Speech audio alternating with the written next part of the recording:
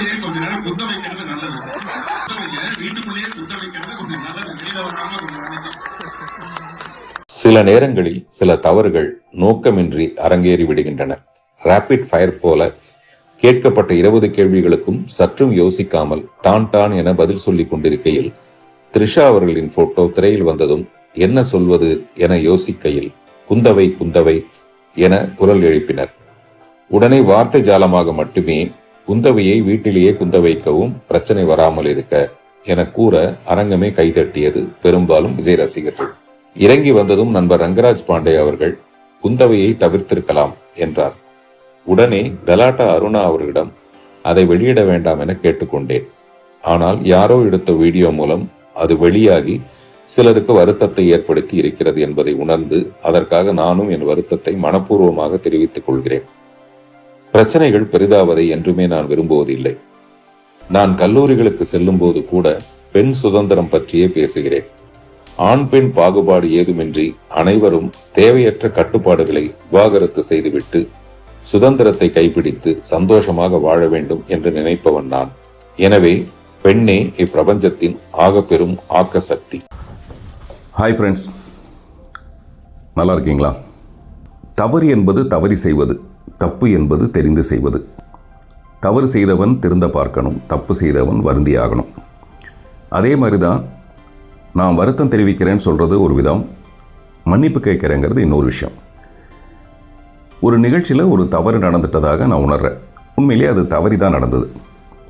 நான் மேடையில் மிஸ்டர் விஜயை பற்றியோ அஜித்தை பற்றியோ பேசிகிட்டே இருக்கும்போது திடீர்னு வேறு ஒரு ஃபோட்டோ வந்தது. அந்த ஃபோட்டோவை பார்த்த உடனே நான் என்ன பேசுகிறதுன்னு எனக்கு தெரியல. உண்மையிலே கொஞ்சம் திகைச்சு போயிட்டேன். அதான் உண்மை. குற்றம் சுமத்துற மாதிரி அவங்களுடைய ஃபோட்டோவை போட்டு நான் பேசணுன்னு ஆசைப்பட்டேங்கிறது 100% பொய். அப்படி நான் யாருக்கிட்டேயும் அடிமை இல்லை, யாருக்கிட்டேயும் காசு வாங்கிக்கிட்டு அப்படி ஒரு நிகழ்ச்சிக்கு போகவும் இல்லை, இப்போ இல்லை, அதனுடைய மரணம் வரைக்கும் நான் அதை செய்ய போகிறது இல்லை. காசு வாங்கிட்டு எந்த கட்சியிலும் போய் சேர போகிறது இல்லை. காசுக்காக நான் எந்த தவறையும் செய்ய போகிறது இல்லை. அப்படியே ஒருவேளை இந்த ஃபோட்டோவை போடுங்க நான் பேசுகிறேன் அப்படின்னு சொன்னால், ஒரு மகளிர் தினத்தன்னைக்கு நான் யாரெல்லாம் சொல்லணும்னா, ஒரு வேலு நாச்சியாரை பற்றி பேசலான்னு ஆசைப்படலாம், டயானா சார்ல்ஸை பற்றி பேசணுன்னு ஆசைப்படலாம், நான் எப்போவுமே பேசுகிற மதர் தெரசா அவர்களை பற்றி நான் மறுபடியும் ஒரு தடவை பேசுகிறேன்னு ஆசைப்படலாமே தவிர, இப்படி நான் ஆசைப்பட்டேன்னு சொல்கிறது சரியில்லை.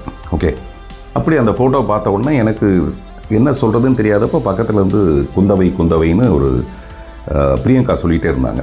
ஏன்னா அது பொன்னியின் செல்வனில் அந்த கேரக்டராக இருந்ததுனால எனக்கு டக்குன்னு அது ஒரு வார்த்தை ஜாலமாக என்ன தோணுச்சு அப்படிங்கிறத மீறி அந்த நிகழ்ச்சிக்கு வந்திருக்கும் போது கலைவாணர் நகரத்தில் இன்னும் ஒரு அரை மணி நேரம் அவங்க உட்காருங்கன்னு சொல்லும்போது நான் உட்காந்து மொபைலில் நோண்டிகிட்டு இருந்தேன். அப்போது திரு அந்தணன், வலைபேச்சில் இருக்கிற அந்தணன் அவர்கள் சொல்லிகிட்டு இருந்தார். இதே நிகழ்ச்சியை பற்றி சொல்லிகிட்டு இருந்தார். இப்போ விஜய் எவ்வளோ உயரத்துக்கு போயிருக்காரு, அடுத்து அவர் தாங்கிற அளவுக்கான ஒரு பெரிய உயரத்தை அடைய போகும்போது இந்த பெண்மணி என்ன பண்ணியிருக்கணும்? இந்த பெண்மணிக்கு 40 வயசு ஆகிடுச்சு, 40 வயசுக்கு மேலே ஆகிடுச்சு. அவங்களாவது என்ன பண்ணியிருக்கணும்? நான் வரலப்பா, நீ போயிட்டு வா, அதனால ஒரு இமேஜே கெட்டு போயிடும்ல சொல்லியிருக்கணும். அவங்க வீட்டிலே இருந்துட்டு அவர் அனுப்பி வச்சுருந்தா நல்லா இருக்குமே. இந்த மாதிரி நிறைய பேர் பேசுகிறாங்க. அதில் ஒரு பத்திரிக்கையாளர் கூட என் கூட பேசும்போது என்ன சொன்னார்னா, மேட்சிங் புடவையே வாங்கி கொடுத்தா கூட அந்த புடவையை கட்டிட்டு நான் வீட்டில் இருக்கிறேன், நீங்கள் போயிட்டு வாங்கன்னு எல்லாம் சொல்லியிருக்கணும். இப்படி நிறைய செய்திகள் வந்துக்கிட்டே இருந்தது. உண்மையான விஷயமே என்னென்னா, திரு விஜய் அவர்கள் கிட்டத்தட்ட ஒரு நிறைய விஷயங்களை கடந்து, அரசியலுங்கிறது சாதாரணமான விஷயம் இல்லை, நிறைய போராட்டங்களை சந்திக்க வேண்டியதாக இருக்கும். அதெல்லாம் சந்தித்து கடந்து வந்துட்டு இருக்கும்போது கரூர் பிரச்சனையில் கூட அவருக்கு ஏற்படாத ஒரு பெரிய, கரூர் பிரச்சனையில் விமர்சனங்கள் வந்ததே தவிர அவருக்கு இவ்வளோ பெரிய பாதிப்பு வராத அளவுக்கு இருந்தது. இவ்வளோ பாதிப்புக்கும் காரணமான ஒரு நிகழ்ச்சி, அந்த நிகழ்ச்சியில் இந்த பெண்மணி கலந்துக்காமல் இருந்திருக்கலாம் அப்படிங்கிறது என்னுடைய அடிமனசில் இருந்தது. பட் அதை நான் சொல்கிறதுக்காக அந்த மேடைக்கு போகல. அந்த மேடைக்கு நான் எதுக்காக போனேன், அங்கே யாரெல்லாம் பேச இருந்தேன், ஏன்னா அது என்கிட்ட ப்ரீ பிளான்டு விஷயம், என் கையில் கொடுக்கப்பட்டது. அதை பற்றி நான் அடுத்த விஷயத்தில் சொல்கிறேன். அதனால் எனக்கு இவங்களுடைய ஃபோட்டோவை போட்டு பேசணுங்கிற அளவுக்கு ஒரு பெரிய லட்சியம்லாம் எனக்கு கிடையாது. குந்தவை குந்தவைனோடனே இவங்க வீட்டிலே குந்த வச்சுருக்கலாம், வெளியில் வந்ததுனால பாருங்கள் எவ்வளோ பெரிய பிரச்சனை ஆகிடுச்சுங்கிறது ஒரு பெரிய ஆதங்கம், உண்மையிலே பெரிய ஆதங்கம், அவ்வளோதான். அதனால தான் நண்பர் சமுத்திரகனி கூட அவர் பேசும்போது, நீ யாருக்கிட்ட உன்னோட ஈகோவை காட்டுற, எதுக்காக இவ்வளோ பெரிய ஈகோ, யாரை மிரட்ட பார்க்குற நீ, எதுக்காக அப்படின்னு அவர் பேசுனது அவரும் காசு வாங்கிட்டு பேசலை. அவரும் ஒரு ஆதங்கத்தில், ஒரு அன்பின் மிகுதியில் தான் அவரை அறியாமல் பேசுகிற ஒரு விஷயமும். இதெல்லாம் நான் பார்த்துட்டு அன்றைக்கி நான் போய் பேசிட்டு இறங்கி வந்ததுக்கப்புறம் நண்பர் பாண்டே அவர்கள் சொன்னார், அந்த குந்தவை விஷயத்தை மட்டும் நீங்கள் தவிர்த்துருக்கலான்ட்டு. நான் ஏன் சார் அப்படின்னு கேட்டேன். நீங்கள் பாருங்கள், நாளைக்கு பாருங்கள் அப்படின்னாரு. நான் உடனே இது எதுக்கு, நான் எப்போவுமே இந்த பிரச்சனைகளை விரும்பாதவன். அது எந்த பிரச்சனையாக இருந்தாலும் அதுக்கு உடனே ஒரு தீர்வு வந்துடணுன்ட்டு உடனே கலாட்டாவில் இருக்க அவங்க அருணா மேடம்க்கு ஃபோன் பண்ணி அவங்களுக்கு மெசேஜ் அனுப்பினேன்.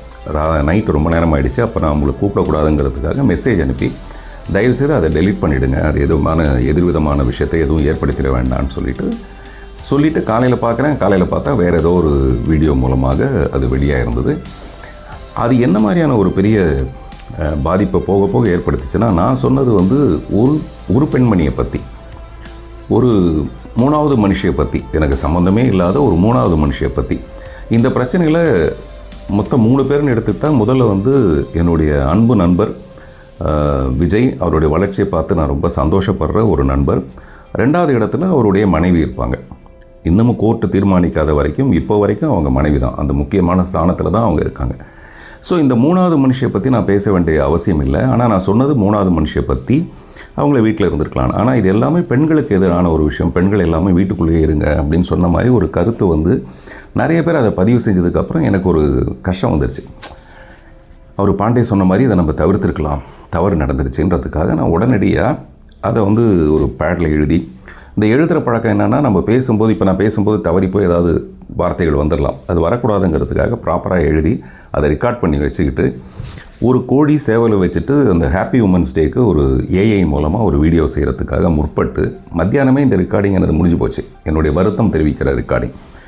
ஆனால் அது ஏஐ முடிகிறதுக்கு ராத்திரி 8 மணியோ 9 மணி ஆகிடுச்சு. இதெல்லாம் நான் பதிவு பண்ணி போடும்போது பை த டைம் எனக்கு அந்த ட்வீட் ஒன்று வருது. அந்த ட்வீட்டில் ஆர்கனைசர்ஸ் சொன்னாங்க, எனக்கு இந்த மாதிரி இவரே விரும்பி அந்த ஃபோட்டோவை போட சொல்லி அப்படின்லாம் வந்தோடனே நான் வருத்தம் தெரிவித்தது ரொம்ப சின்சியராக மனப்பூர்வமாக தான் தெரிவித்தேனே தவிர, இப்படி ஒரு ட்வீட் வரப்போகுதுன்னு தெரிஞ்சுதான் நான் வருத்தமே தெரிவிச்சிருக்க மாட்டேன். அதை பார்த்ததுக்கப்புறம் எனக்கு மனசில் ஏற்பட்ட விஷயம், இன்றைக்கி நான் இப்படி ஒரு வீடியோவை பண்ணணுங்கிற ஒரு உத்வேகத்தை எனக்கு ஏற்படுத்தியிருக்கு. ஹாய் ஃப்ரெண்ட்ஸ், இது சற்றே நீண்ட பதிவு தான். காரணம், ஒரு 3வது மனுஷியோட ஒரு 3ஆம் தரமான ட்வீட், அது எனக்குள்ளே ஏற்படுத்தின ஒரு பாதிப்பு. என்னுடைய செயலுக்கு அவங்க கருத்தை தெரிவிக்கக்கூடாது, எதிர்ப்பு தெரிவிக்கக்கூடாதுன்னு நான் சொல்லலை. ஆனால் சமீப காலங்களில் அவங்கள பற்றி வந்த கொச்சையான, மிக அசிங்கமான நிறைய கருத்துக்கள் இங்கே இருக்குது, பொதுவெளியில் இருக்குது. ஒரு கட்சியோட தலைவர் உட்பட அவங்கள பேசின விஷயங்களுக்கு, விமர்சனங்களுக்கு எல்லாத்துக்குமே அவங்க பதில் சொல்லியிருந்தாங்கன்னா நான் இதை வரவேற்றிருப்பேன். எதுக்குமே சொல்லாமல் எனக்கு மட்டுமே அவங்க கண்டனத்தை தெரிவித்ததுனால நான் வருத்தம் தெரிவிக்கிறேன்னு சொன்னதே தப்புன்னு நிறைய பேர் கண்டனம் தெரிவிச்சிருக்காங்க. நீங்கள் ஏன் சார் அதுக்கு வருத்தம் தெரிவிக்கணும், நீங்கள் ஏன் அதை மன்னிப்பு கேட்கணும்? அதில் நிறைய குரூப் ஆரம்பிச்சிருக்காங்க, வி ஸ்டாண்ட் வித் பார்த்திபன் ஒரு ஹேஷ்டேக்லாம் ஆரம்பிச்சிருக்காங்க. அந்த நண்பர்கள் எல்லாருக்கும் நன்றி. காரணம், இது என் நன்மைக்கு பக்கத்தில் நீங்கள் இல்லை, உண்மைக்கு பக்கத்தில் இருக்கீங்கன்றதுக்காக நான் உங்களை பாராட்டுறேன்.